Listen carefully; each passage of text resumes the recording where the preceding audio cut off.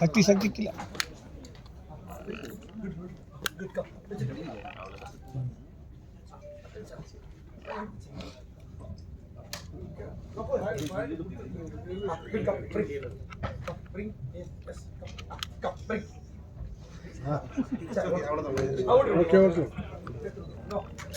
Thank you.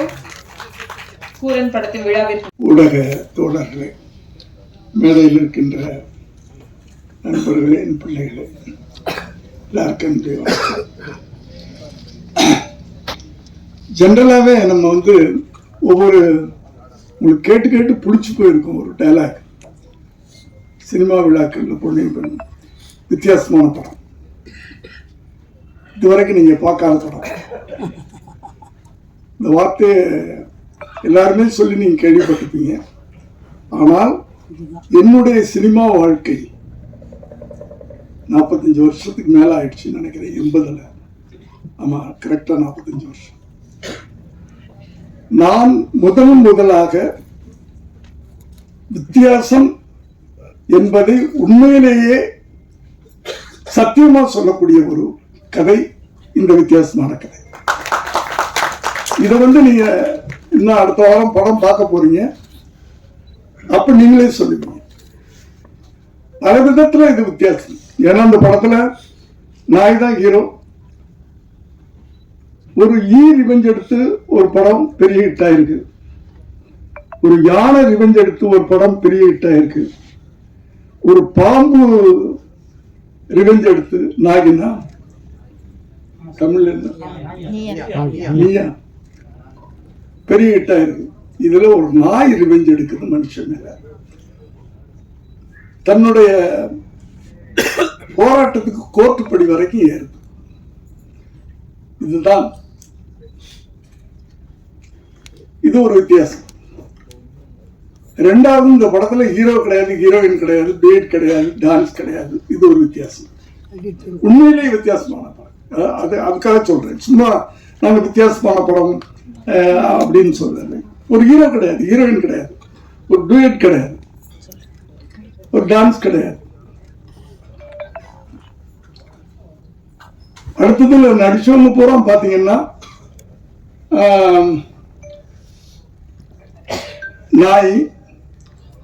நான் ஒரு 80 வயசு குறைச்சு சொல்றேன், பரவாயில்ல.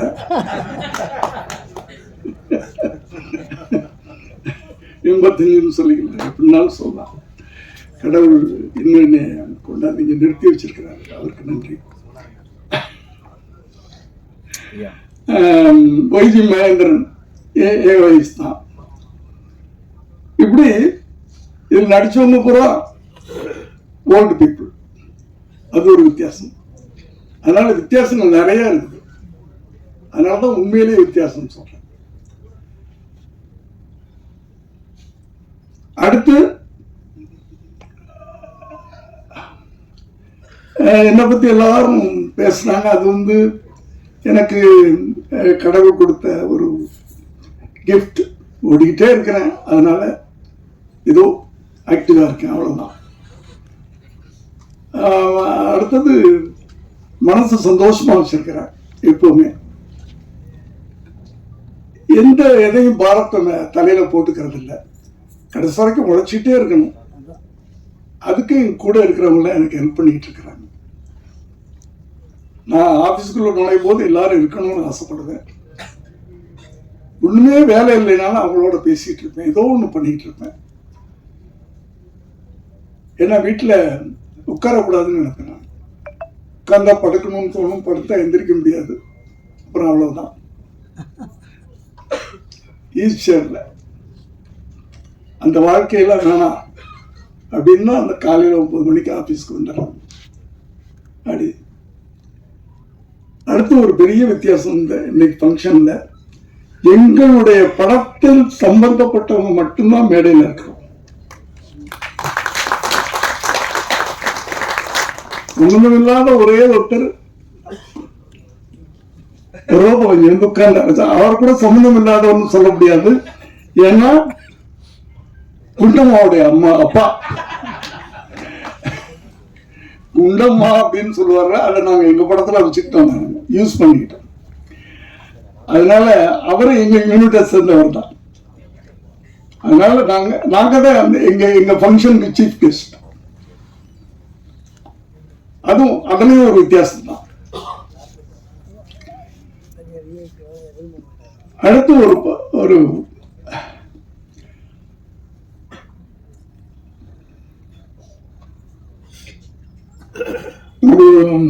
என்ன சொல்றது, எனக்கு என்ன எல்லாரும் எல்லாம் பேசிட்டாங்க, எனக்கு என்ன பேசுறதுன்னு தெரியல.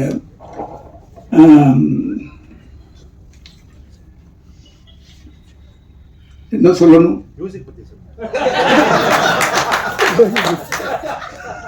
அதாவது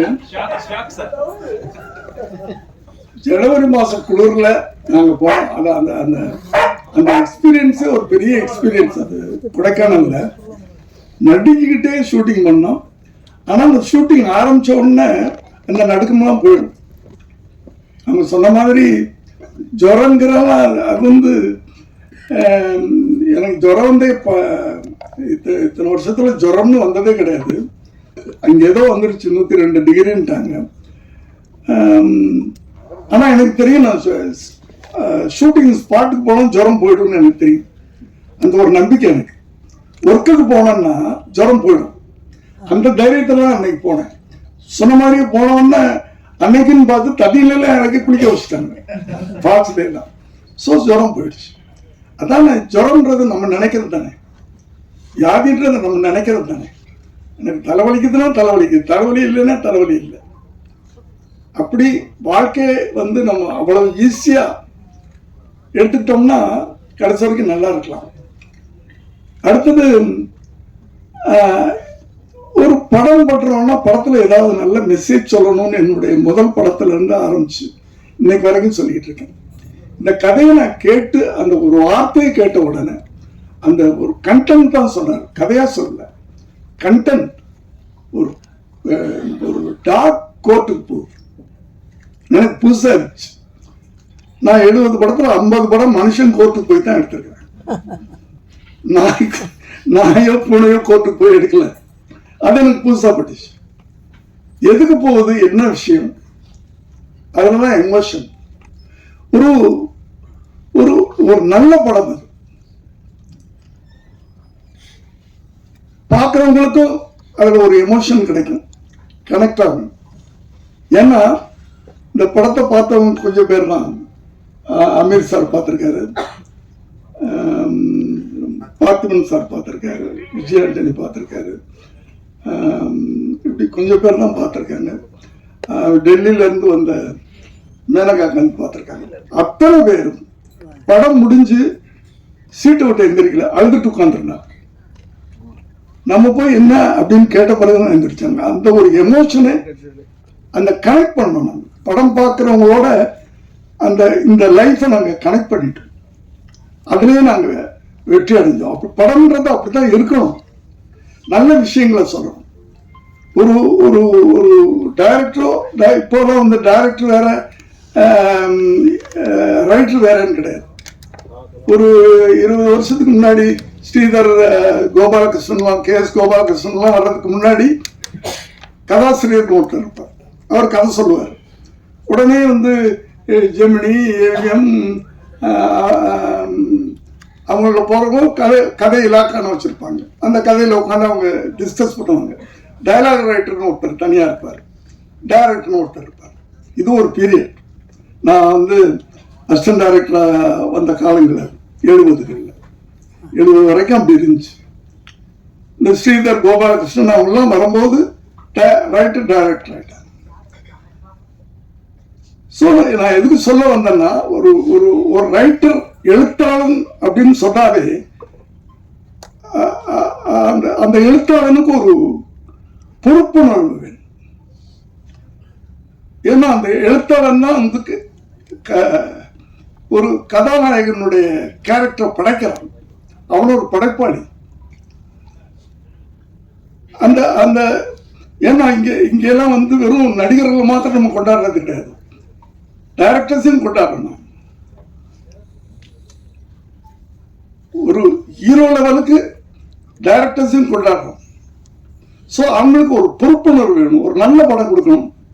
அந்த படத்தை பார்த்தா 4 பேர் அதை ஒரு ஐக்கானா எடுத்துக்கணும். ஒரு மனுஷனை பார்த்து நம்ம ஐக்கான் சொல்றதை விட ஒரு படமும் ஒரு ஐக்கான் தான், ஒரு படிப்பினை தான். அந்த காலத்து படங்கள்லாம் அப்படிதான் இருந்துச்சு.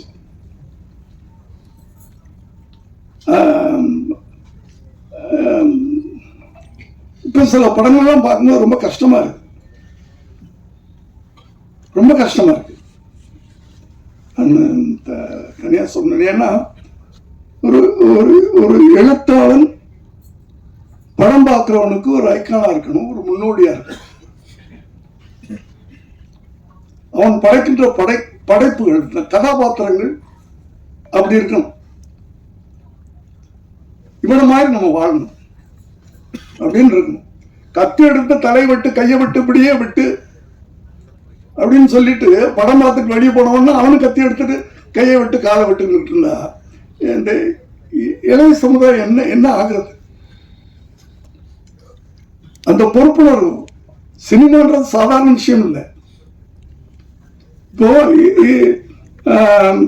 இந்த படம் வந்து ஒரு கத்தி இல்லை,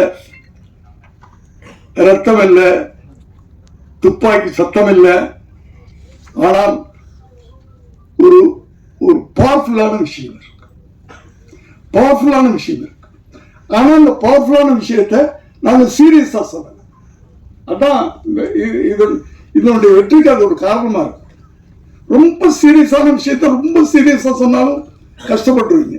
ரொம்ப யதார்த்தமா அழகா அப்படியே சிரிக்க வச்சுக்கிட்டே அப்படியே கொண்டு போறது, நல்ல விஷயங்களை சொல்லணும். ஒவ்வொரு படமும் ஒரு பாடமா இருக்கணும்ன்றதான். ஆனா இப்ப வர நல்ல படங்கள் பண்றாங்க, அவங்க யாரையும் தப்புன்னு சொல்ல வரல. ஆனால் அவர்கள் அந்த படங்களை பார்த்து ஒரு ஷோல 100 பேர் படம் பார்க்கறாங்க, ஒருத்தனாவது அந்த படத்தை பார்த்து இவர் மாதிரி நம்ம இருக்கணும் அப்படின்னு நினைக்க வைக்கணும். அந்த காலத்து படங்கள் அப்படிதான் இருந்துச்சு. இது ஒரு நான் வயலண்ட் படம், நான் வயலண்டா ஆனா பவர்ஃபுல்லான படம். நான் வயலண்ட்னா நீங்க ஒரு டயலாக் சொல்லுவாங்க, சொதன்னு இருக்கு, சாம்பார் மாதிரி இருக்கும், அப்படிலாம் இல்லை. நான் வயலண்ட்ல தானே நம்ம சுதந்திரமே வாங்கணும். கத்தீர்லயே ரத்தமின்றி வாங்கின சுதந்திரம் தானே காந்தியடிகள். அவருடைய மௌனம் தானே வெள்ளையனை வரட்டி அடிச்சது. அவருடைய அந்த அது பேர் என்ன, அகிம்சை, அதானே வெள்ளையனை வரட்டி அடிச்சது. கத்தி எடுத்து நிக்கலையே. காந்தியடிகள் சொல்லியிருந்தாருன்னா அத்தனை பேர் எடுத்திருப்பாங்கல்ல, அடிச்சு துரத்தி இருக்கலாம்ல. நம்ம அது செய்யலையாது. அதனால அந்த மௌனம் எவ்வளவு பெரிய ஆயுதம், எவ்வளவு பவர்ஃபுல்லான ஆயுதம். பயந்து ஓடி போயிட்டாங்க, கருவறைக்கு ஓடிட்டாங்க. அப்படி நான் வயலன்ஸ் சொல்றது கூட பவர்ஃபுல்லான இருக்கும். இது நான் வயலன்ஸ் படம், ஆனா பவர்ஃபுல்லான படம். அப்படி ஒவ்வொரு எழுத்தாளர்களும் இளைய சமுதாயங்களுக்கு ஒரு முன்னோடிகளாக இருக்கணும் அப்படின்றது ஒரு வயசான ஒரு எழுத்தாளர் ஆசைப்படுறேன்.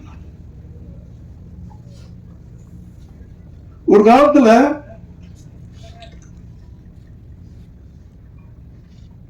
வில்லன்னா இப்படிதான் இருப்பான்,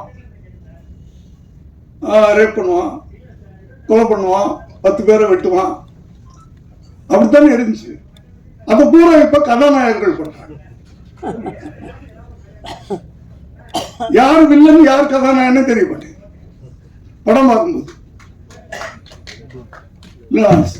நான் உண்மையிலே நீங்க யாரும் தப்பா எடுத்துக்காதீங்க, தப்பா எழுதிடாதீங்க. என்னுடைய உணர்வு என் வயசுல நான் சொல்லலாம்.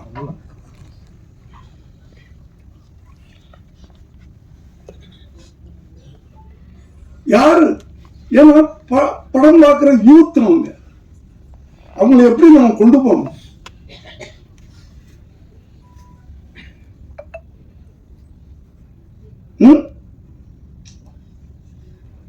அம்மாவை புள்ள வெட்டுறான்,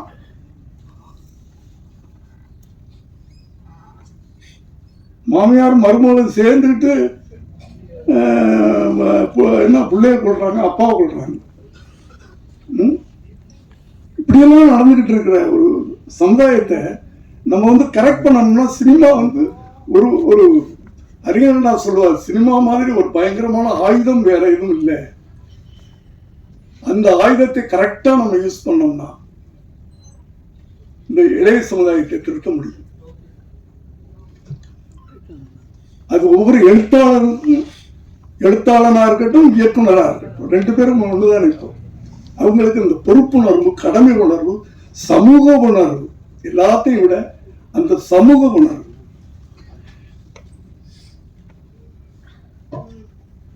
அப்படியாப்பட்ட ஒரு நல்ல படத்தை எடுத்திருக்கிறோம். நான் ரொம்ப அனுபவிச்சு கடந்த 10 வருஷமா நான் ஒரு நடிகனாகி ஒரு இந்த 10 வருஷத்துல 4 படம் பண்ணிட்டு நடிச்சிட்டேன்.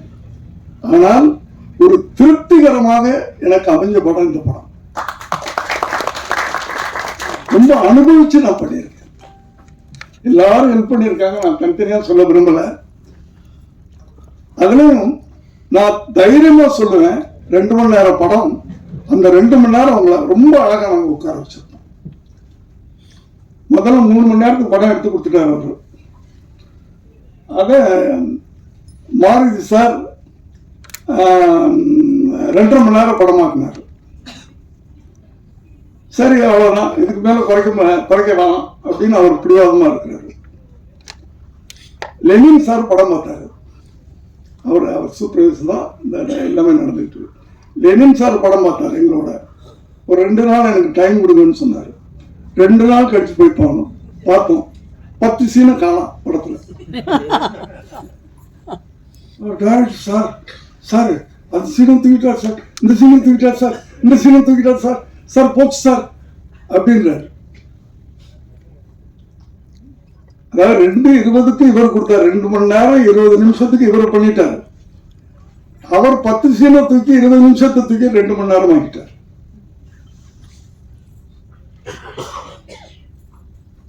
அவ்வளவு ஷார்ப்பா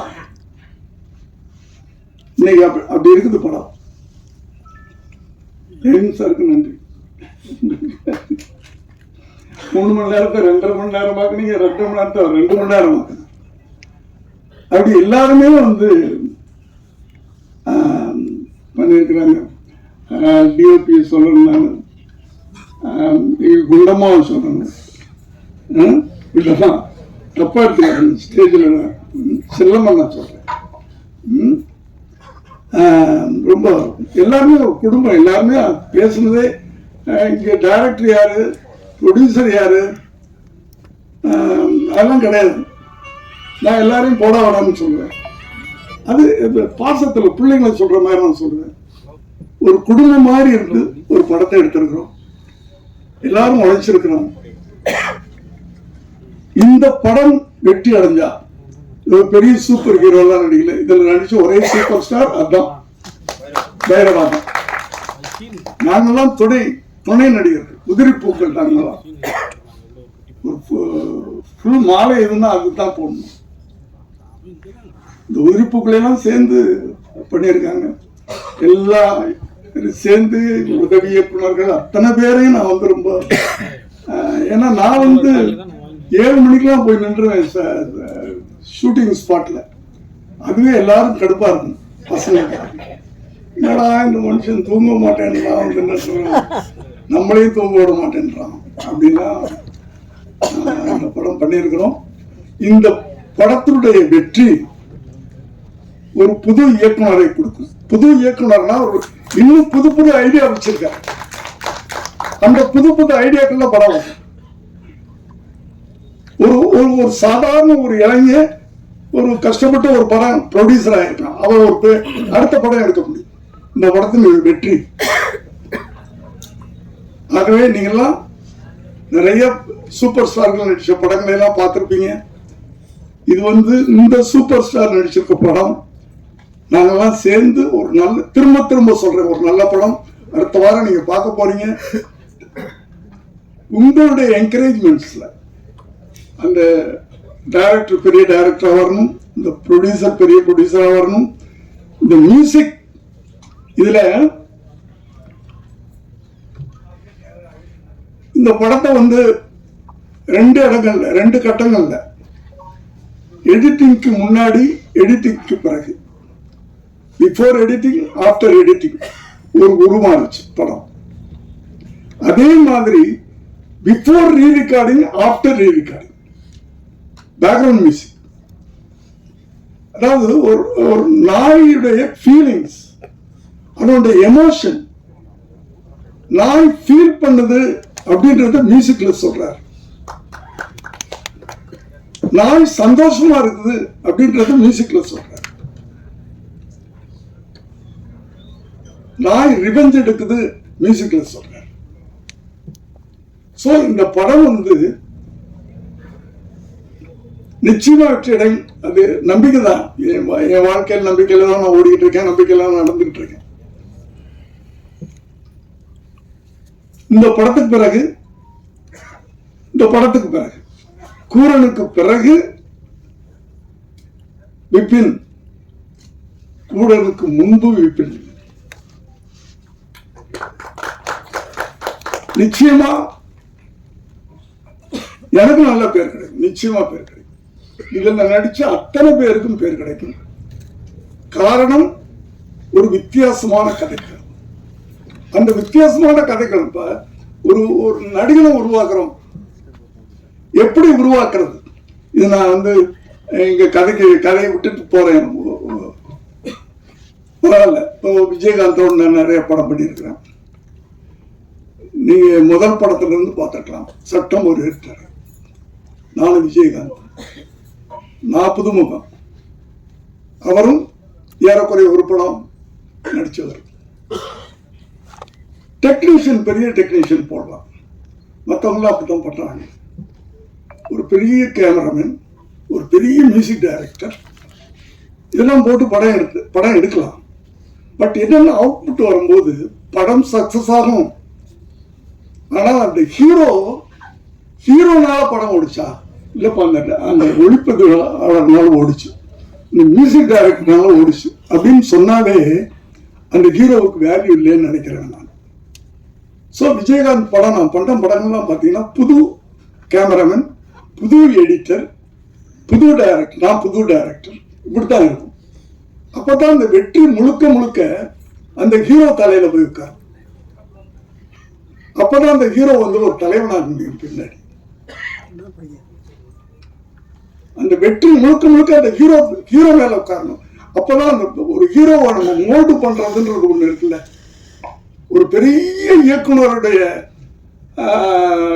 இயக்கத்துல ஒரு ஹீரோ நடிச்சு அந்த படம் ஓடுது அப்படின்னா அடுத்த படம் என்ன ஆகும்?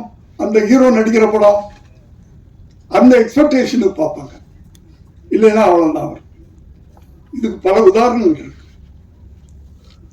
நான் பேரெல்லாம் சொல்ல விரும்பல. அதே மாதிரிதான் நான் என் மகனை கூட நான் ப்ரமோட் பண்ணது. ஏன்னா அவரை அறிமுகப்படுத்தும் போது 92ல நான் பீக்ல இருக்கிறேன். இந்தி படங்கள் அது இது பண்ணிக்கிட்டு நல்ல இன்கம்லாம் அப்படி வந்துகிட்டு இருக்கு. பெரிய மியூசிக் டைரக்டர் போட்டிருக்கலாம், பெரிய கேமராமேன் போட்டிருக்கலாம்,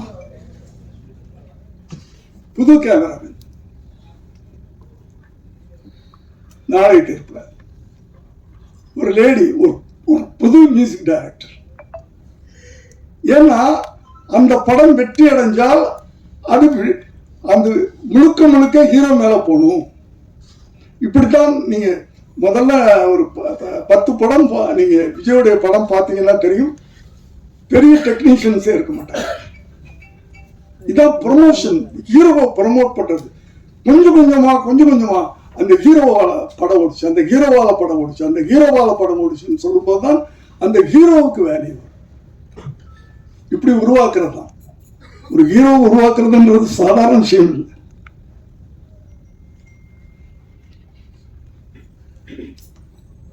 அத போல எதுக்கு சொல்ல வந்தேன் அப்படின்னு சொன்னால், இந்த கதை எங்களை உருவாக்கி இருக்கிறது. இப்போ ஹீரோக்களா இந்த படம் ஓடின பிறகு நான் தைரியமா சொல்லலாம், இந்த கதை என்னை உருவாக்கி இருக்கு, இந்த கதை அந்த டைரக்டர் உருவாக்கி இருக்கு. இந்த கதை மியூசிக் டைரக்டர் உருவாக்கியிருக்கு.